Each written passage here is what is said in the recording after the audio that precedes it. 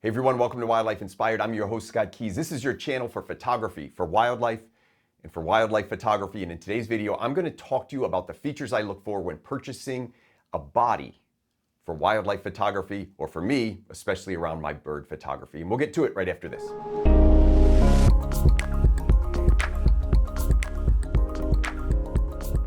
I've been doing a series on the Z6 III, and I'm making a video currently called Is the Z6 III by Nikon a great body for wildlife and for bird photography? And as I was doing this, I came up with some criteria. Just arbitrarily, I went through and said, like, what actually makes a wildlife camera? And I thought this is a good video for people, whether you're just getting into wildlife photography and you're trying to think about which body to choose. And if you're an experienced wildlife photographer, I want your opinions on this, because I think what I look for in a camera could be different. So down in the comments, you let me know if you agree. And as always, make sure you're subscribed to this channel, because I've got a lot of videos out there about quick thoughts, educational pieces, and videos like this around gear and performance. And so in this video, we are going to go through some of the criteria that I use, and I'm going to rank them. And I think my rankings might surprise people, but I'm going to justify each of these rankings and why I place a premium on them and why I might not place as big a premium as somebody else. And we're going to get to it with the list. And we're going to start with my number one attribute that I look for in cameras: autofocus. Now, over the years, this has changed, because autofocus to me 10 years ago was never something that I coveted. I was using DSLRs at the time, and I was using often just a single point focus. And what I found is that most camera bodies were adequate. As I've evolved into different technologies and now using mirrorless cameras, using my Z9, what I have realized is that autofocus can be critical for acquiring action photos. Now, for some wildlife photographers, autofocus may not be as big a deal. So a little bit of this is going to depend on how you shoot and what genres you shoot. And that's going to be the same of all of my list over here. So as a bird photographer, you will see my priorities might be a little bit different. If you were shooting large game, slow-moving subjects, autofocus actually might be down on your list a little bit, and maybe you covet something else. But for me, shooting small subjects that move very, very quickly, autofocus has become one of the key things that I look for in a camera. So the number one thing that I'm hoping to get out of a bird photography camera is great autofocus. And with the new mirrorless lenses, I'm often looking for things like tracking.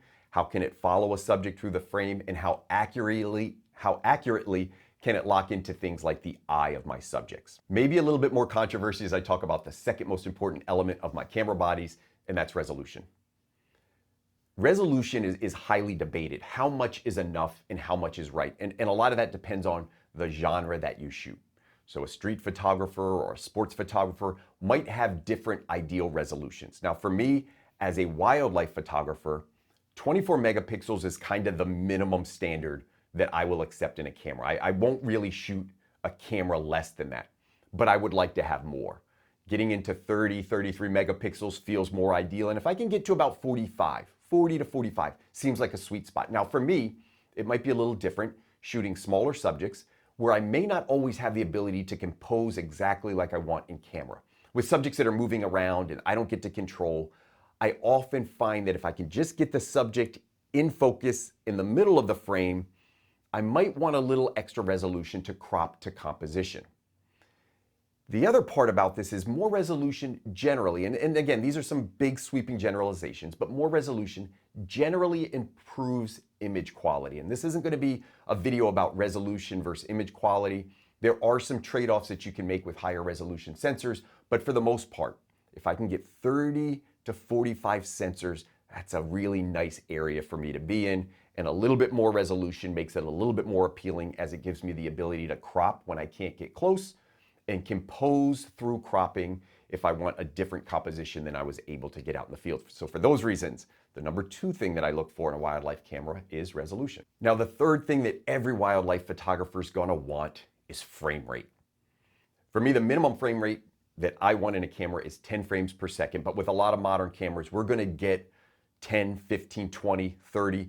We've got cameras that will even shoot in JPEG up to 120 frames or more, and that's just an impressive amount of frames. Now, while I think that for what I do, 120 frames is a little excessive, I tend to find myself wanting 10 frames per second for the average type of wildlife photography that I do, and 20 frames per second if I'm shooting action. Now, those are my standards. If you're an action photographer, I will tell you, frame rate could move up on your list. So it might be even more important than it is on my list. But for most wildlife photographers, they're going to tell you, and I've been shooting cameras all the way back to the D3200 of Nikon. By the way, I'll list the cameras that I've owned over here and shot with on the side. I've had quite a few. And what I found is if I can get at least 10 frames per second, for me, that's my everyday frames per second rate. If I can get 10 frames per second, I'm happy, but I will need more in situations that require action. So I would like to have the ability to flip a switch, hit a button, control a dial that can quickly take me from my standard 10 frames per second up to 20 or maybe even more. If you shoot exclusively action, you're probably going to be locked in around 20 frames per second, and then you might want even more than that. So the third factor I look for is frame rate, and what I'm really looking for is that I get at least 10 frames per second with the option to do more, whether it's 15 or 20 down the road for action. So number 3, frame rate.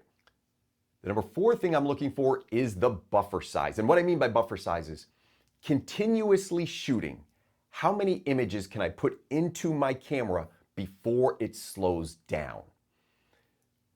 The larger the buffer, the more frames I can continuously take. And what I have found over the years, and I'll use a couple examples here of my past, I have shot with a camera called the D7000. It was one of my early cameras. By the way, a really lovely crop sensor camera on a budget. If you could find one used and you don't have the budget for one of these fancy new cameras, take a look at the D7000. Its frame rate was acceptable. It wasn't great. The buffer was acceptable, wasn't great. And then they changed and made a model called the D70-100. And I had a friend that had this, and I went to shoot with it. The buffer was so slow that shooting action, it would stop taking pictures and slow down incredibly. So it would just take a picture or two every second once it started to bog down, especially if you had a slower memory card. It was just really not ideal for wildlife. I skipped that whole generation of cameras after using his.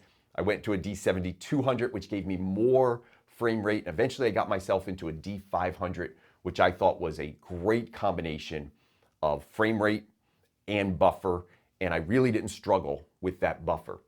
Ideally for me, if I'm shooting action and I can shoot at 20 frames per second, I would love to be able to hold that shutter for a full 5 to 10 seconds of action.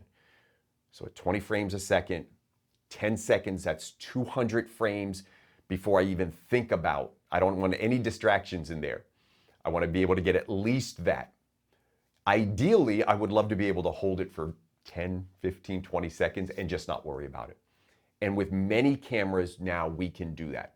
So you're going to want to do some research when looking at the camera body, especially if it's an older unit, and look at the frame rate, but also look at the buffer size. And sometimes they're related because the more frames you take per second, the faster your buffer is going to fill up. Think of buffer as like a little storage tank inside there. So before it stores your images on the memory card, think of it as holding it in the buffer. It's putting them into storage and then it's writing them to your card. The faster that whole process takes, the more images you can shoot continuously before having your camera kind of freeze up or slow down. So buffer rate is number 4, and I'm going to surprise some people with this next one. Image quality, number 5. Now, 2 people just threw their hands up in the air and said, how could you possibly list image quality as number 5 on your list, Scott? That doesn't make any sense. A camera is image quality. A body is image quality. That's what we should all strive for. Let me tell you why I put it as a lower factor on my list. Is it critical? 100%. The camera is the instrument for recording what we take. But here's why I think it's a little lower on my list. What I have found over the years, and again, if I go all the way back to the beginning, any camera that I used, the glass produced better quality images, not the sensor. Now, that's not to say some sensors aren't better than others. You can see this, especially with video in tough conditions. You will see different sensors perform differently. But I will tell you this, if I took the same image with great glass on 5 or 6 different camera bodies, and I cropped them all to the same size and resolved them to the same final output, you couldn't tell me which sensor was better. I am convinced after editing those photos The editing portion of the photos will make much more of a difference than the actual sensor. No, I'm going to create a little controversy with this, but I can tell you this just based off my experience. Every modern sensor in a good DSLR or good mirrorless camera is very capable of producing great images. And I will say that again. Every sensor can produce great images. It will matter more the glass that you use. Now, if you disagree with me, you can let me know down in the comments. But I have thought about that one a long time as I was making this list. I kept pushing image quality down because in my head I thought there's not significant difference in image quality to the viewer. Even less when you print it, because often printing, we put it on a medium, the resolution, the quality, sometimes it's affected by how we print. And I'm just gonna tell you, again, I'll put the challenge out there. You tell me if I'm wrong. If I shot 5 images with great lenses and I scaled them the same and I edited those photos, you could not tell me the difference in the sensors that I shot. If I went back to one of my earliest cameras, that D7000 that I talked about, and I had the same resolution output as I did on Nikon's newest Z6 III, I am confident. I am confident, even the one's a crop sensor, I'm confident you couldn't tell me that one sensor is better or that one image looked significantly better. So for that reason, I put that image quality a little bit lower because I think just about every body out there, every camera body out there is capable of producing great images in our modern environment. Now I've got a few more considerations in here that I like to put in. Low light performance, it's a big deal, especially if you're shooting in tough conditions. That may go up on your list. It might be tied to image quality, so I kind of put this together with image quality, but I do love a sensor that has better low light performance, that I can shoot a little higher ISO, and there are some sensor differences, and there are some cameras that do a better job in low light. I do like to consider that when shooting a camera body because I do often shoot in low light. That might be a little personal for me. Stabilization, I put this in there with DSLRs, by the way, this isn't a factor. With DSLRs, your stabilization is usually coming through the lens, but in mirrorless cameras, your stabilization occurs as a combination. So some of it's in the lens, sometimes it's in the body, sometimes it's one or other. You will hear a term called in-body image stabilization, abbreviated IBIS. And most image stabilization is very similar. I'm not telling you that one's not a little better than the other, but if your camera has it, be pleased with it. It's a nice feature to use. Doing video, you might notice it a little bit more. So if you do a lot of video and you're kind of moving the camera as you shoot, you may notice that image stabilization more, but I've got it really low on my list.